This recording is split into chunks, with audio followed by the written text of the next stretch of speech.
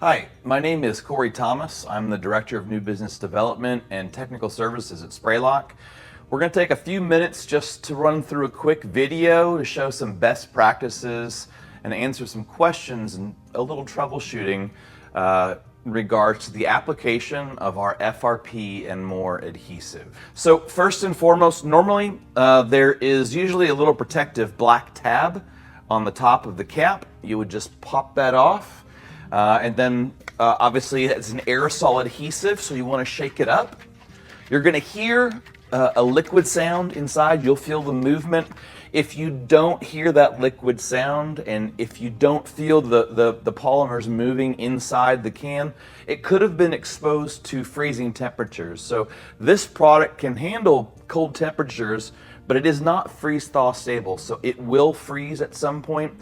When that happens, it solidifies, and it will never go back to a liquid state. Next, once the adhesive is shaken, you want to make sure you've got good protection on the floor. So typically most people just use construction paper, or they'll use a big piece of cardboard, or if you're installing FRP, they'll put down an old sheet of a damaged sheet of FRP, anything like that, just to protect any finished flooring. So when you're getting ready to start spraying, proper spray pattern is best achieved if you keep moving. When you're starting by spraying, I'm going in a circular motion right now because there's no start and stop point, but you can go side to side. You can go up and down.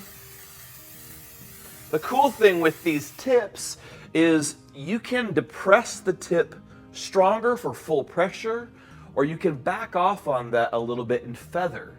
So you can get closer by not, see, I'm putting more pressure there, or I'm backing off a little bit, and I'm able to kind of get a slower spray pattern to achieve a really good consistent look. So all we want is a good consistent spray pattern. I'm just going back in to fill in areas that are a little light.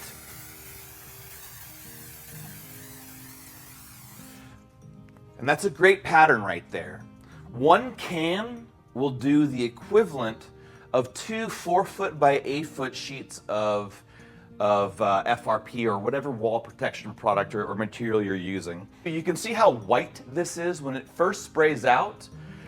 It's very a bright white.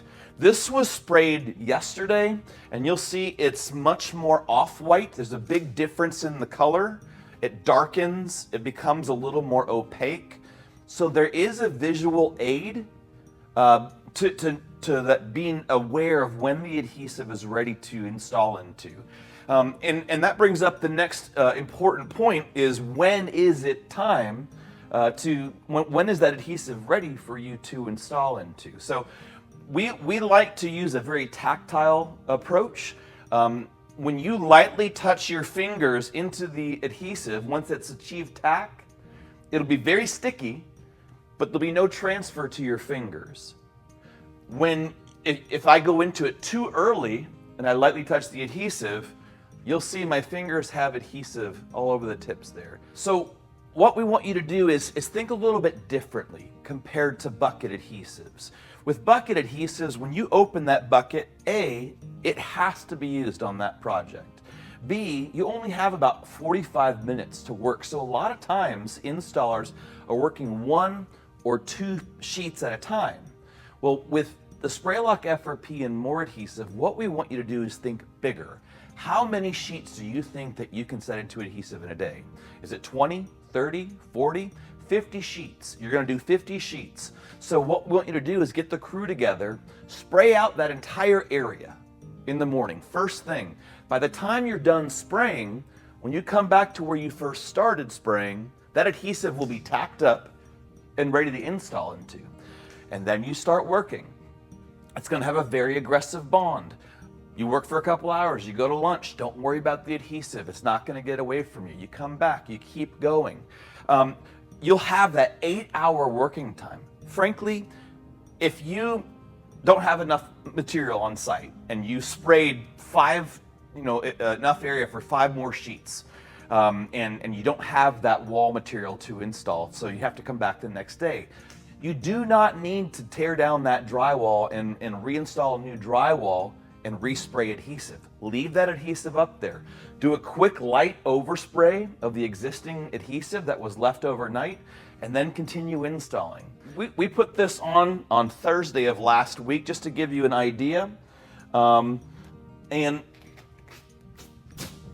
bond is exceptional.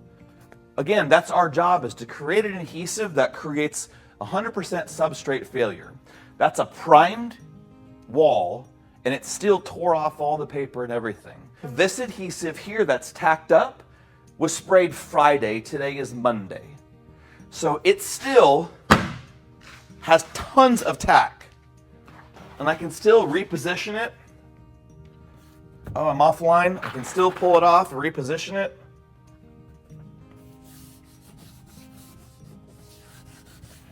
And then it's great. Again, when we're talking about the comparison of buckets versus our spray, when you open up a bucket, again, it's committed to that project.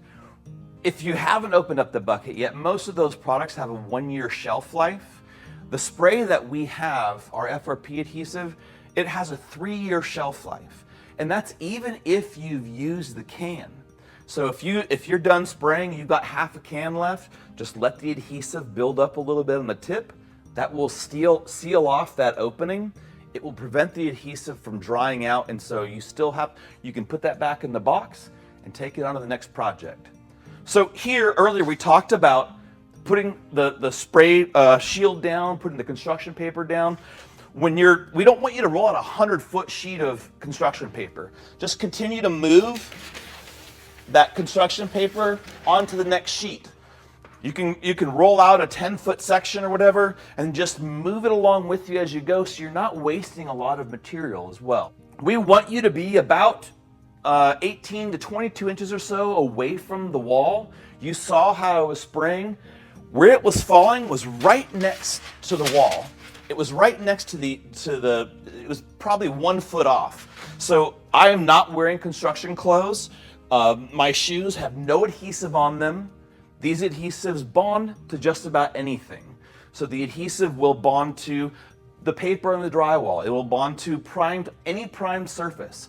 It will bond to existing ceramic. It will bond to glass. It will bond to steel. It'll bond to existing FRP. The only thing we want primed is if you have the gypsum drywall compound, because that can dust on impact, and we want to make sure that the wall is good and solid.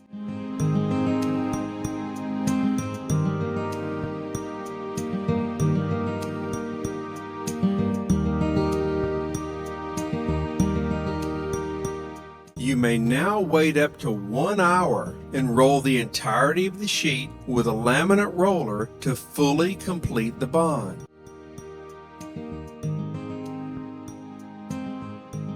Quick recap. Make sure your can is viable. Make sure the adhesive's good inside the can. If it's not, set it down. Make sure it's shaken. Make sure you've got a good spray pattern. Make sure it's tacked up and ready to go. And then again, you have that 8 hours working time. Make sure you're moving the paper along with you so your finished surfaces are protected, and you will have a very successful installation with Spraylock FRP.